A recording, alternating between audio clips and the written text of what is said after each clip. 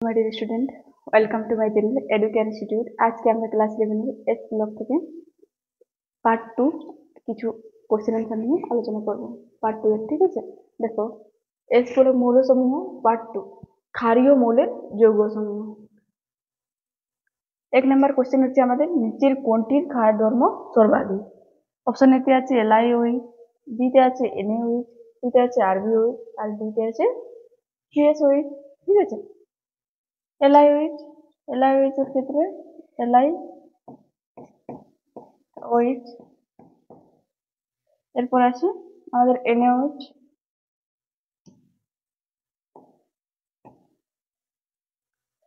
Na,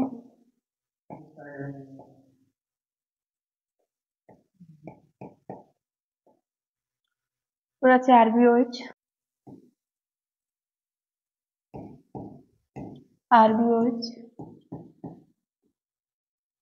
তারপর আছে CSOH, CS এর সাইজটা সবচেয়ে বড়, CSOH।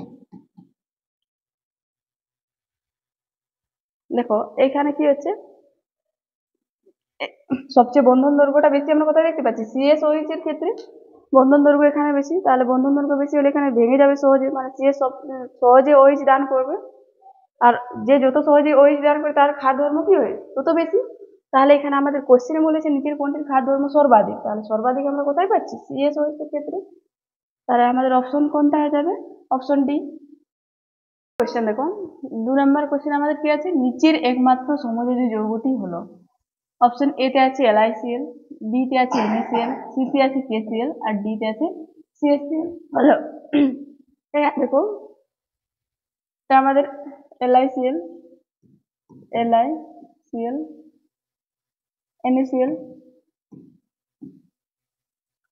KCl আছে CHCl। লিনাকো ডুপ্লিকেশন ফ্রেন্ডশিপ ওই সূত্রে আছে আমাদের উপর থেকে নিচ থেকে। দেখো এখানে একটা আমাদের সূত্র পেয়েছি, ভাজানের সূত্রটি হলো ফাই সমান কেটায়নের চার্জ বাই কেটায়নের ব্যাসার্ধ। ভাজানের সূত্র ইকুয়ালস, দেখো এখানে আমরা ফাই সমান পাচ্ছি, ফাইয়ের মান যত বেশি, ফাই ইকুয়ালস সমযোজী ধর্ম পাচ্ছি, তাহলে কি হচ্ছে ফাইয়ের মান যা যত বেশি হবে সমযোজী ধর্ম তার তত বেশি হবে। দেখো প্রথমে বলেছে আমাদের কেটায়নের চার্জ, দেখো এখানে আমাদের Li plus Cl minus Na plus Cl minus K plus Cl minus H plus Cl minus, সবার কিন্তু কেটায়নের চার্জ আমাদের একই আছে।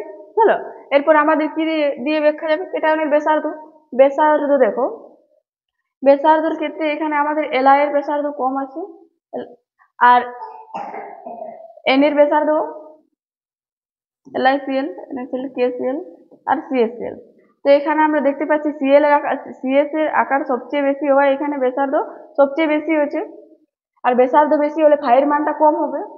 আর Li এর ক্ষেত্রে দেখছি ব্যাসার্ধ সবচেয়ে কম আছে LiCl এর ক্ষেত্রে, তো কেটায়নের ব্যাসার্ধ এখানে কম হওয়ায় কি হয়ে যাচ্ছে, আমাদের ফাইয়ের মানটা বেশি হচ্ছে। আর ফাইয়ের মান বেশি হলে, যেহেতু আমাদের ফাইয়ের মান বেশি হলে এখানে সমযোজী ধর্ম, ফাই সমযোজী ধর্ম বলেছে, তাহলে এখানে আমরা LiCl এর পাচ্ছি সমযোজী যৌগ হচ্ছে LiCl। তো option A is right. Okay, এরপর নেক্সট দেখো কোশ্চেন, দেখো এরপর নিচের কোনটির গলনাঙ্ক সর্বাধিক, ঠিক আছে?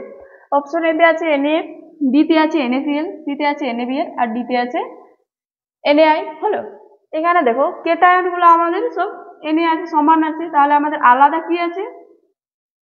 ফ্লুরিন, ক্লোরিন, ব্রোমিন, আয়োডিন, মানে এনায়ন গুলো। তাহলে দেখো ফ্লুরিন আছে আলাদা, তারপরে ক্লোরিন, ব্রোমিন আর আয়োডিন, এগুলো হচ্ছে আমাদের এনায়ন।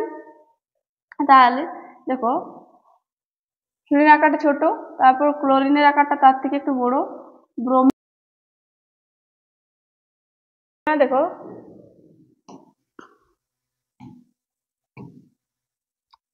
এটা আমাদের ফ্লুরিন, ক্লোরিন, ব্রোমিন, আয়োডিন, নিচেরটা আমাদের আয়োডিন। হলো, এরপর দেখো আমাদের সূত্র কি আছে? এনায়নের আকার ভ্যারাইজেস বিকৃতি ভ্যারাইজেস সমযোজী ধর্ম ভ্যারাইজেস 1 গলনাঙ্ক। ওকে, এখানে দেখো ফ্লুরিনের আকার ছোট, তাই এর কি হবে? বিকৃতি কম হবে, বিকৃতি কম হলে সমযোজী ধর্ম কম, আর সমযোজী ধর্ম কম হলে গলনাঙ্ক বেশি হবে। বুঝলো, আর আয়োডিনের ক্ষেত্রে দেখো, আয়োডিনের ক্ষেত্রে কি হচ্ছে, সাইজ বড় হলে বিকৃতি বেশি, আর বিকৃতি বেশি হলে সমযোজী ধর্মও বেশি হবে, আর সমযোজী ধর্ম বেশি হলে গলনাঙ্ক কম হয়ে যাবে। হলো, তো আমাদের দেখো কোশ্চেনে কি আছে, গলনাঙ্ক সর্বাধিক কার আছে, তাহলে আমাদের সর্বাধিক কার হয়ে যাচ্ছে ফ্লুরিনের ক্ষেত্রে, মানে NaF এর ক্ষেত্রে। তো আমাদের অ্যান্সার কোনটা হয়ে যাবে, option A is right. Okay, এরপর নেক্সট দেখো, নিচের কোনটির গলনাঙ্ক সর্বাধিক। অপশন এ তে আছে LiCl, বি তে আছে NaCl, সি তে আছে KCl, আর ডি তে আছে CaCl। হলো, দেখো LiCl কি হয়, এর সমস্ত এলাইড গুলোই ওই সমযোজী প্রকৃতির, Li আর বেরিলিয়ামের। যদি সমযোজী প্রকৃতি হয় তাহলে কি হয়েছে, গলনাঙ্ক কম হয়। তাহলে এখানে আমাদের দেখো গলনাঙ্ক সর্বাধিক বলেছে, তাহলে এটা আমাদের কি হয়ে যাচ্ছে, সমযোজী প্রকৃতির, মানে এটা গলনাঙ্ক কম হবে। আর NaCl, KCl আর CaCl কি হচ্ছে, তড়িৎযোজী প্রকৃতির। তাহলে এখান থেকে আমাদের অ্যান্সারটা পাবো তড়িৎযোজী। এরপর দেখো Na plus Cl minus, K plus Cl minus, CS plus Cl minus. হলো, দেখো সূত্র আমাদের এখানে কি আছে, লেটিস শক্তি U বেরাইজেস কেটায়ন ও এনায়নের চার্জের গুণফল বাই তাদের মধ্যেকার দূরত্ব। হলো, তো এখানে দেখো কেটায়ন ও এনায়নের যদি চার্জের গুণফল করা হয় তো তিনটার ক্ষেত্রে আমাদের সেম হবে, তাহলে আমাদের বাই তাদের মধ্যেকার দূরত্ব যেটা আছে সেটা দিয়ে আমাদের ব্যাখ্যা করতে হবে। এখানে দেখো NaCl প্রথম, NaCl, এর আকারটা তার থেকে বড়, Cl সেম, তারপরে আছে আমাদের CaCl।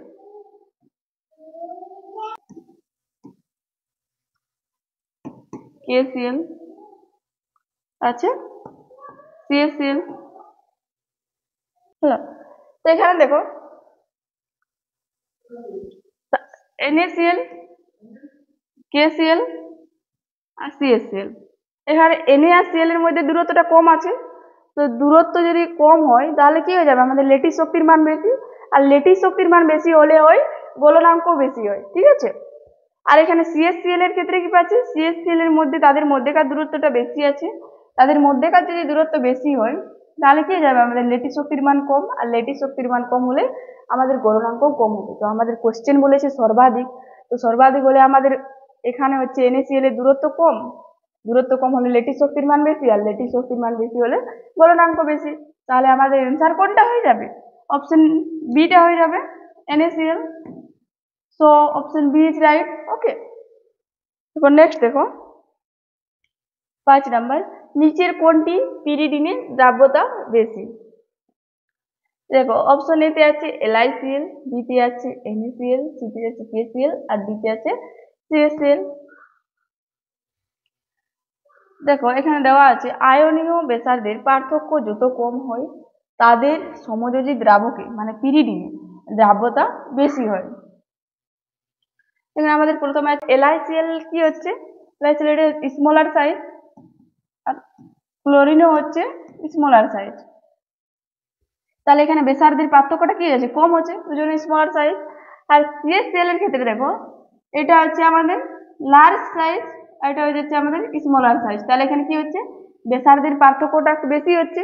তো আমাদের সূত্র কি আছে, আয়নীয় বেসার্ধের পার্থক্য যত কম হয় তাদের সমযোজী দ্রাবকে দ্রাব্যতা বেশি। তাহলে আমরা কোথায় পাচ্ছি, বেসার্ধের পার্থক্য কম LiCl এর ক্ষেত্রে পাচ্ছি, তাহলে সমযোজী দ্রাবকে দ্রাব্যতা এখানে বেশি হবে পিরিডিনে। তো আমাদের অ্যান্সার কোনটা হয়ে যাবে, option A is right. Okay, এরপর নেক্সট দেখো 6 নম্বর কোশ্চেন আছে আমাদের, নিচের কোনটির তাপীয় স্থায়িত্ব সর্বাধিক। অপশন এ তে আছে Li2CO3, বি তে আছে Na2CO3, সি তে আছে K2CO3, আর ডি তে আছে CS2CO3। ওকে, দেখো এখানে আমরা জানি কি ছোট কেটায়ন ছোট এনায়নের সঙ্গে অধিক সুস্থায়ী যৌগ গঠন করে, কিন্তু বড় এনায়নের সঙ্গে অধিক সুস্থায়ী যৌগ গঠন করে। ছোট এনায়ন কোনগুলো, ছোট এনায়নের উদাহরণ দেওয়া আছে দেখো, F minus, Cl minus, OH minus, আর O2 মাইনাস। ওকে, আর বড় এনায়ন হচ্ছে Br minus, I minus, CO3 2 minus, NO3 minus, SO4 2 minus ইত্যাদি। হলো, তো এখানে দেখো আমাদের Li2CO3, Li এর কি হচ্ছে, সাইজ হচ্ছে ছোট, তাই এটা হচ্ছে স্মলার সাইজ। আর CO3 দেখো, CO3 আমাদের কি আছে, লার্জ সাইজ আছে, বড় এনায়ন, মানে এটা হয়ে যাচ্ছে আমাদের লার্জ সাইজ। এরপর দেখো Na2CO3, K2CO3 আর CH2CO3, এই তিনটার মধ্যে বড় সবচেয়ে কি হচ্ছে CH2। তাহলে CH2 এর সাইজ এখানে হচ্ছে লার্জ সাইজ,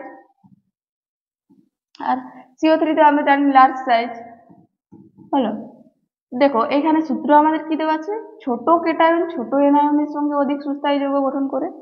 আর এখানে আমাদের কি আছে, ছোট কেটায়ন আছে, বড় এনায়ন আছে। হলো, আর বলেছে কিন্তু বড় কেটায়ন বড় এনায়নের সঙ্গে অধিক সুস্থায়ী যৌগ গঠন করে।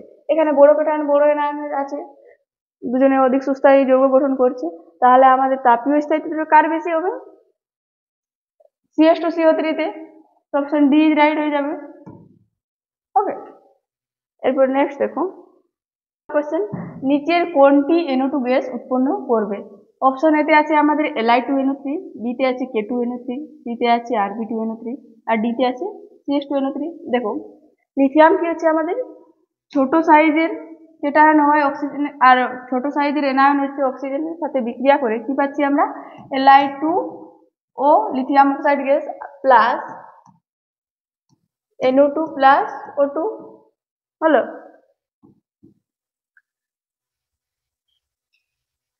আর পটাশিয়াম রুবিডিয়াম সিজিয়াম বড় আকারের কেটায়ন হওয়ায় বড় আকারের এনায়নের সাথে যোগ হয়ে কি হচ্ছে, এখানে উৎপন্ন করছে আমাদের O2 নাইট্রাইট লবণ প্লাস O2। একই রকম ভাবে এটাও RbNO2 নাইট্রাইট, এখানে নাইট্রাইট লবণ উৎপন্ন করছে CsNO2 প্লাস O2। তো এক্ষেত্রে দেখো আমাদের কোশ্চেন কি বলেছে, নিচের কোনটি NO2 গ্যাস উৎপন্ন করবে। তাহলে NO2 গ্যাস আমরা কোথায় পাচ্ছি, NO2 এখানে পেয়েছি আমরা, Li2NO3 এর ক্ষেত্রে NO2 পেয়েছি। তাহলে আমাদের অ্যান্সার কোনটা হয়ে যাবে, option A is right. Okay, next দেখো এখানে বলেছি 8 নম্বর কোশ্চেন, কাপড় কাচার সোডা হলো। অপশন এতে আছে NaCO3, বি তে আছে NO2CO3 ডট 10H2O, সি তে আছে NaOH, ডি তে আছে Na2CO3। হলো, তো আমরা কাপড় কাচার সংকেত কি জানি, সোডা কোনটা, এটা Na2CO3 ডট 10 জল। ওকে, এরপর নেক্সট দেখো 9 নাম্বার আছে গোলন মিশ্রণ হলো। গোলন মিশ্রণ কোনটা, অপশন এতে আছে দেখো NaOH প্লাস KOH, বি তে আছে Na2CO3 প্লাস K2CO3, সি তে আছে Na2CO3 প্লাস NaOH আর ডি তে আছে NaOH প্লাস Na2CO3। হলো, গোলন মিশ্রণ কোনটা, এখানে হয়ে যাবে অপশন বি আমাদের অ্যান্সার, Na2CO3 প্লাস K2CO3। ওকে, এরপর নেক্সট দেখো আমাদের কোশ্চেনে কি আছে, পাউরুটি ও বিস্কুট তৈরিতে ব্যবহৃত হয়। অপশন এতে আছে NO2CO3, বি তে আছে NaOH, সি তে আছে NaHCO3 আর ডি তে আছে NaCl। তো পাউরুটি বিস্কুট তৈরিতে কি ব্যবহৃত হয়, বেকিং সোডা, আর বেকিং সোডা হচ্ছে আমাদের NaHCO3। ওকে,